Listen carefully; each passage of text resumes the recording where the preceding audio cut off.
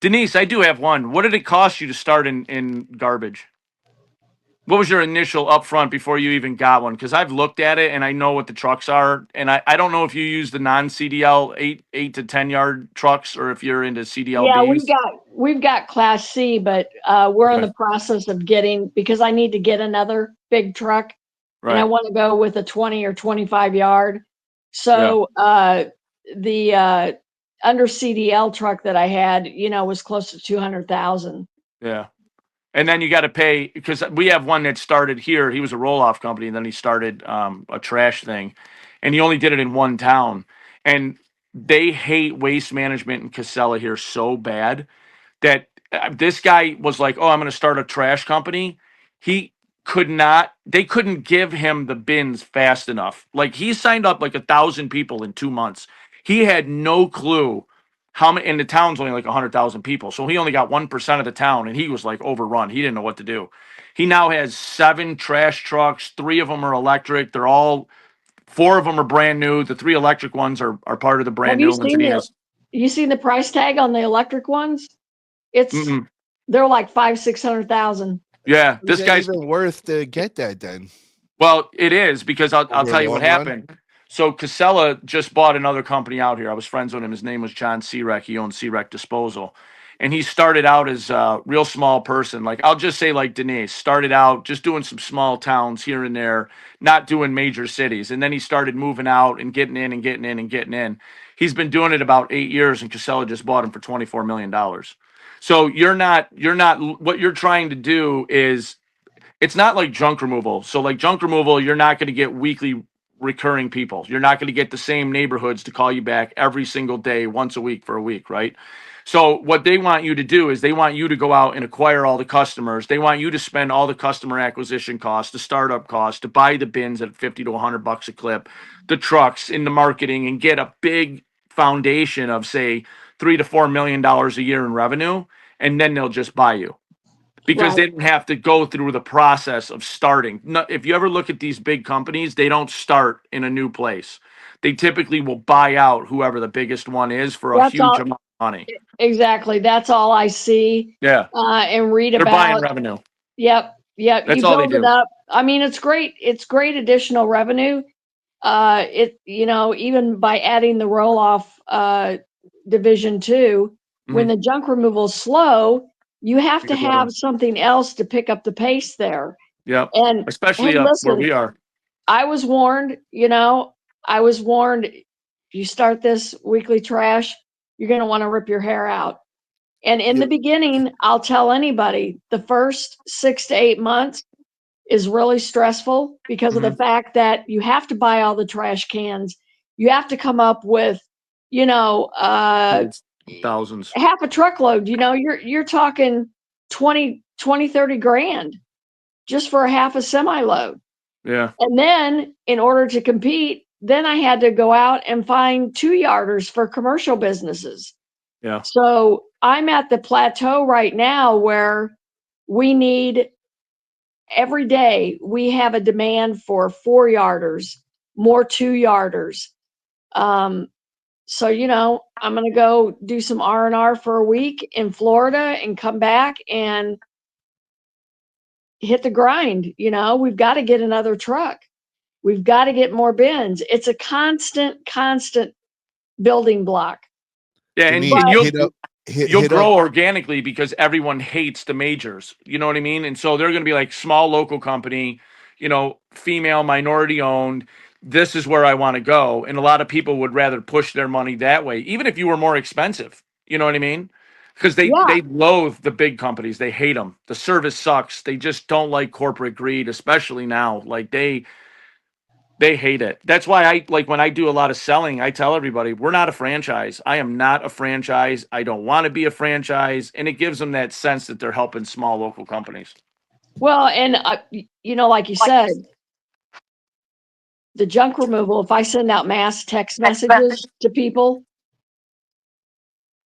I've got not just the emails now from my junk removal for all these years. Now I've got all of Yep. these people from our trash side, and they come to us. I get their trash business, I get their junk removal, or if somebody dies, or curbside, and now they're calling me for a dumpster.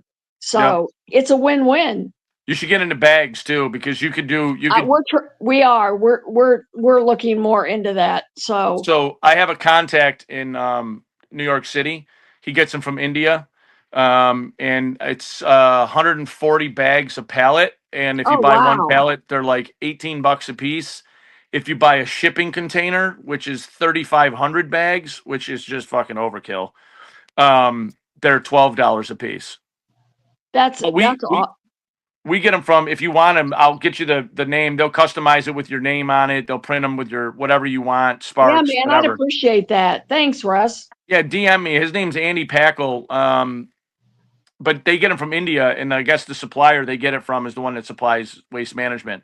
So you can't get the same exact bags as them. You just can get like either a little bit bigger or they hold a little more weight, but they can't be the exact same thing. Yeah, because they're all about 3,300 pounds, pretty much. Yeah, but Is the you can average? go on Amazon. The ones that we buy for our own, we get right off Amazon. You can go right on Amazon and order a 6-pack for like $23 a piece, Yeah, I shipped to looked your at door. them. And those are 3,500 pounds and they're 3.4 yards. So they're basically the same thing, but What do yeah, so you that's what get we use. in your area, New York versus Florida? What do you get per bag when you pick them up? So we don't do it in Florida. Florida is, they don't, here's the problem with Florida is almost the entire state, because of the hurricanes, they get free bulk pickup. Some Uh, counties have unlimited, some counties have two. So what'll happen is these guys will go out and get a bag for $35, and then they'll just put it at the road, and then the fucking town will just come and pick it up for free. So they don't. There's really not a big bagster need in Florida, whereas in New York that's completely different, because we don't have the inner city has free bulk pickup with your taxes, but outside of that, everybody else has to pay. And the bagsters here are $35 and $200 to pick up. So we give the bags away and then we pick them up for 189. what's your So dump that's rate there? 94 a ton. Yeah. So, but we don't use the bags. We don't try to push the bags as like, hey, this is a great service. Well, what I ultimately do is I give you the free bag, but then I deliver it to your house. Now, if I show up at your house, I can tell you that as soon as I get done talking to you for 5 minutes, you're likely not going to be getting a bag, because I'm going to ask you questions like, "Oh, hey, Mary, how you doing, Denise? Here's your bag. What are you using it for? Are you No, getting ready to move?" hold on, guys, hold on. We send Charlie a link, Mr. Yee. Can you put it in the chat right now? Just put it right here in the chat. Send him the link so he could come on. He said he's going to come on right now. For I would like what? that.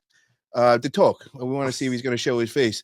But No way. yeah, it's not a real. He's probably going to show up with a man. scream mask on. Well, let's see what Okay. happens. Yes, sir.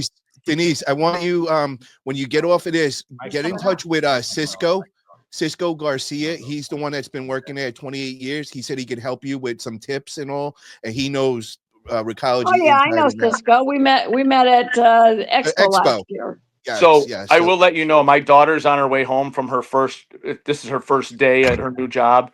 So if I'm going to cut out here in a couple minutes just to go talk to her and spend some time with her, but I'll stay on until she gets home. But as soon as she gets home, I'm going to be like, see you, boys. Okay, and thank you, girls." Russ. Charlie, I just posted the link on the chat. So if you want to link in, now's your chance. Cheer And up, Sarah Charlie. asked, anyone know a good way to pick up those bags efficiently if we have a dump trailer? No, well, not with a That's dump kinda trailer. hard. It's all hand unload. What you can do is From your house, you pick up. some of the guys, you can buy a crane that will go on the back, and that'll pick it up, and you can use like a hydraulic crane to pick it up and put it in.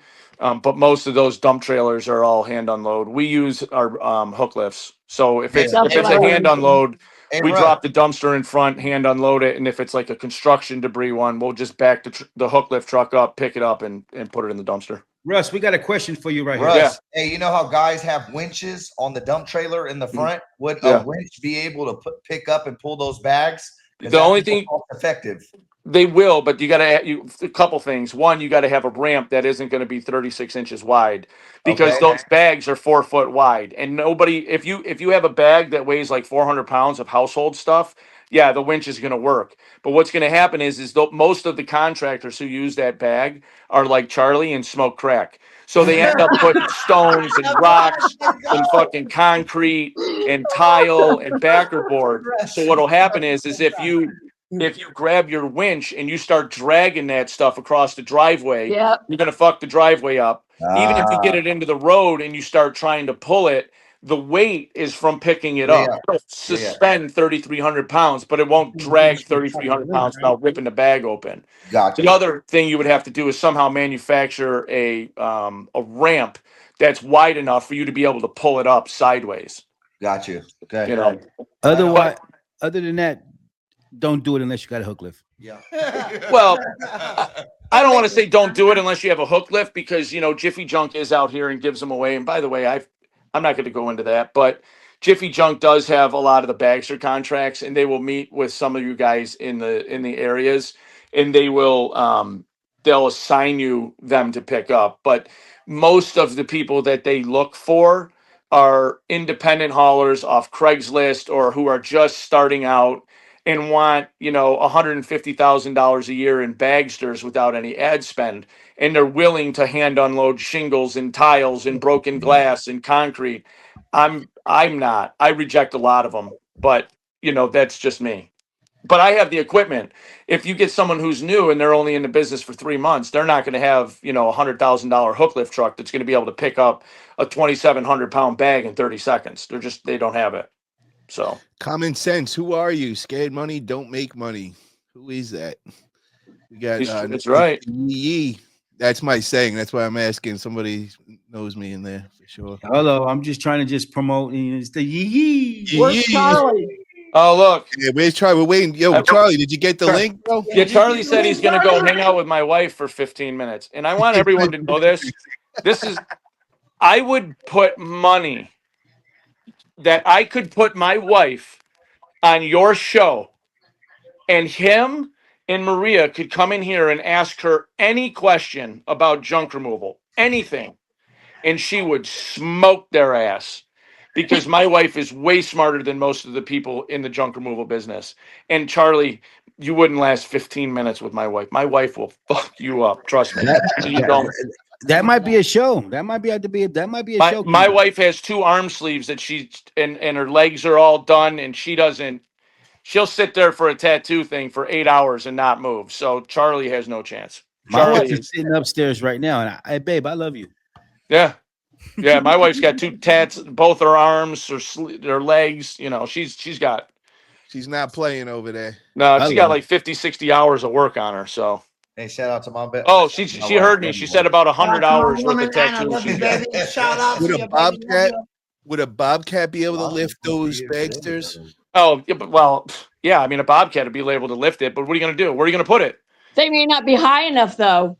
Well, you can get it over the edge, but now what are you going to do? You're going to drive a truck, right? So you're going to drive the trailer in the front, and then you're going to tow a trailer behind you to pick up a bobcat for 2 minutes? Like, that would be the most inefficient. You got to park the car, get out, pull the bobcat off the trailer, go over, pick it up, go back over, put it in, then put the trailer back. No way. No, it will do it. It picks up 15,000 pounds. It will, but you'd need forklifts and a way to. It'll work, but it's inefficient. Denise, now that you got into waste management, what would you recommend? Would you recommend somebody getting into waste management now, everything that you know now, or would you say no, just stick with junk removal? Yeah, I'd recommend it. I wish I would have got into it about 30 years ago when I was younger, but absolutely. But talk to me, talk to the people that are in the business before you do it, because it's not for the weak. Not at all.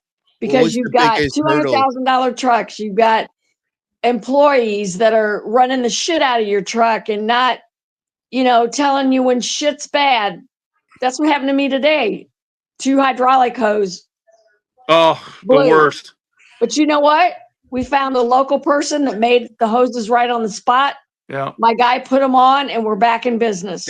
Okay, so I have that question. What happens if you only got 1 truck? That happens. What do you do now? Like, everybody's waiting for their trash to be removed. Like, what would you do in that situation? Well, you better hope that you've got a good mechanic, and we do. But what if you don't? Like, what would? then you better find a truck and a trailer and you better go toss it. Yeah, you Because- call them and tell them what happened. See, Listen. my biggest fear for like the hook lift trucks is going to like a $7 million house and having a line break while I'm on their fucking driveway.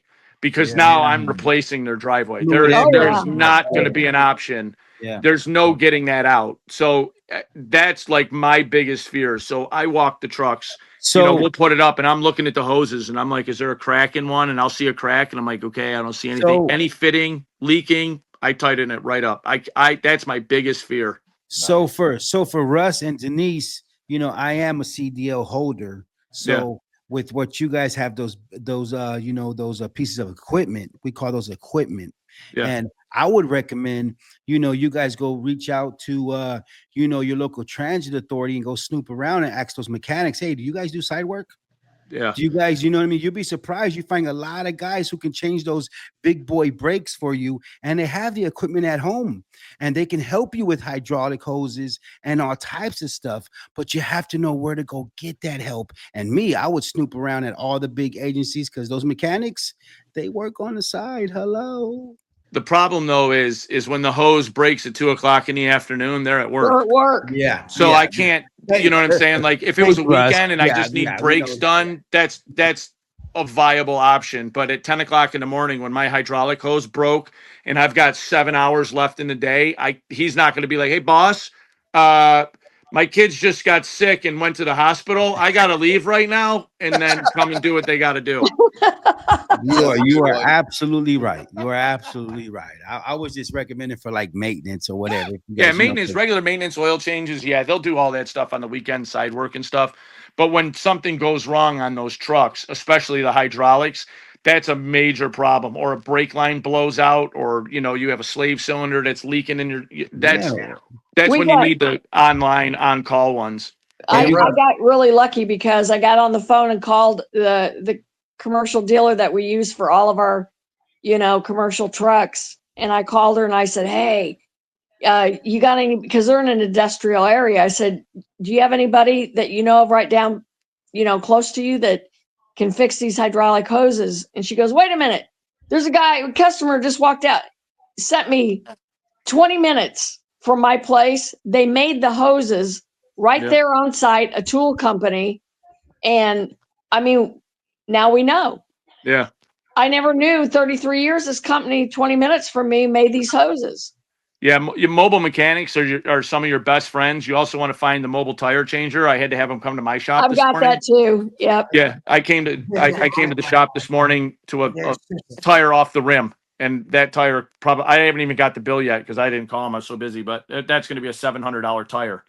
So like the trucks are not cheap, and then the other thing too, especially with you, Denise, because you run a lot of diesel trucks, look into mobile fuel trucks. So what they'll do is they'll actually come to your shop and they'll fill your trucks up with gas for you.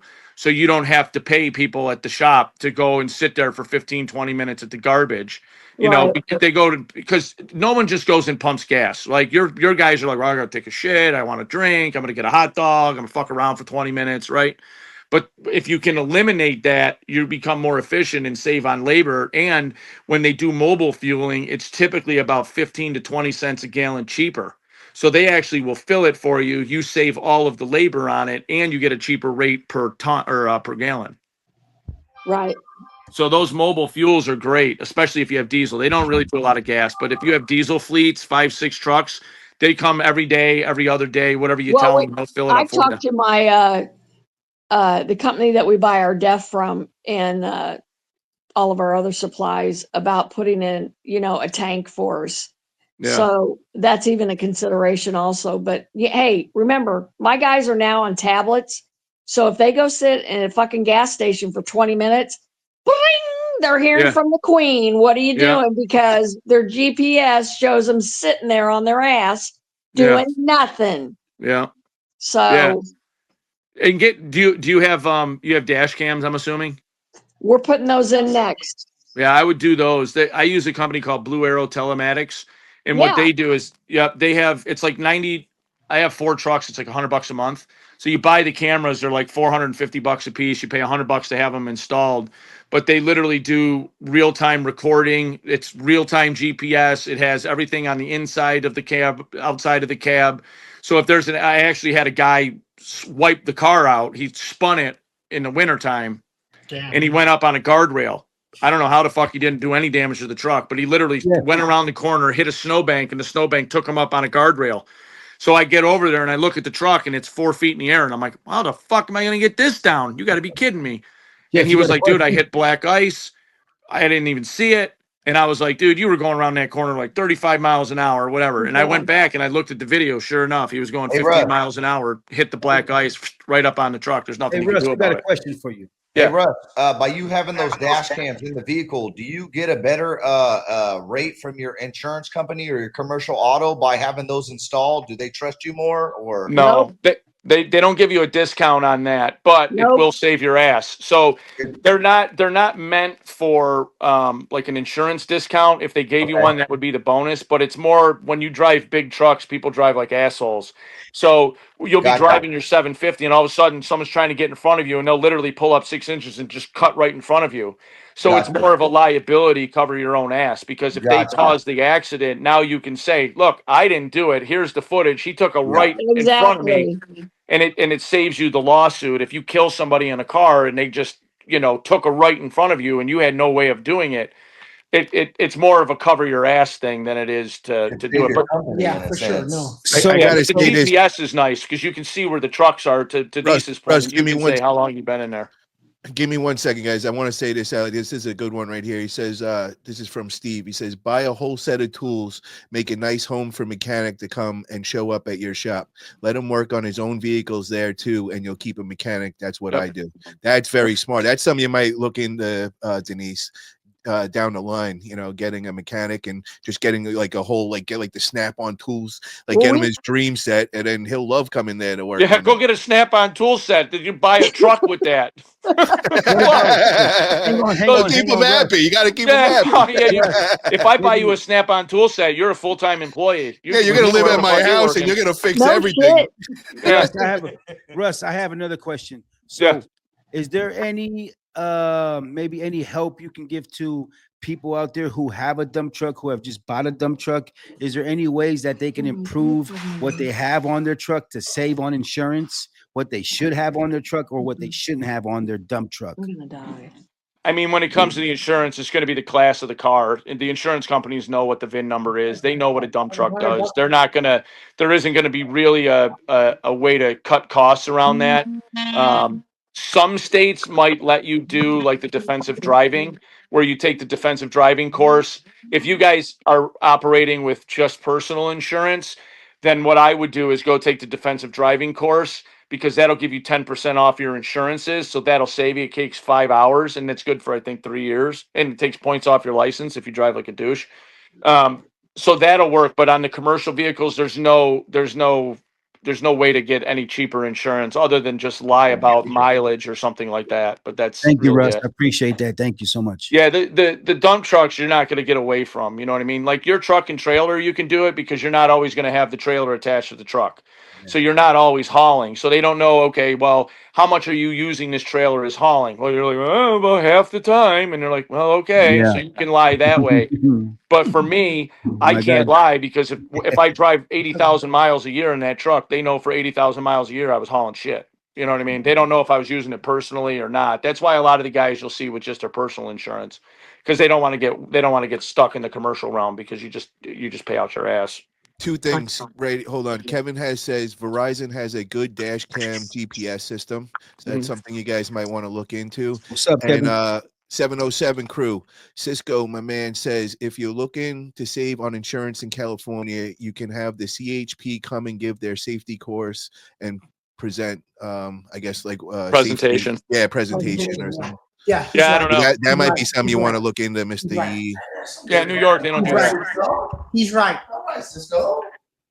What do we got here? Georgia does the defensive stuff, but personal insurance only. Yeah, most states will do that. Most states will do it. And one thing that any of you guys out here, if you have personal insurance, and someone's like, "Oh, take this thing and you want to save on car insurance and plug it into your OBD2 and just drive around with it for 6 months." Yeah. You might as well just fucking go right over and shoot yourself in the head, because they're not using that to save you money.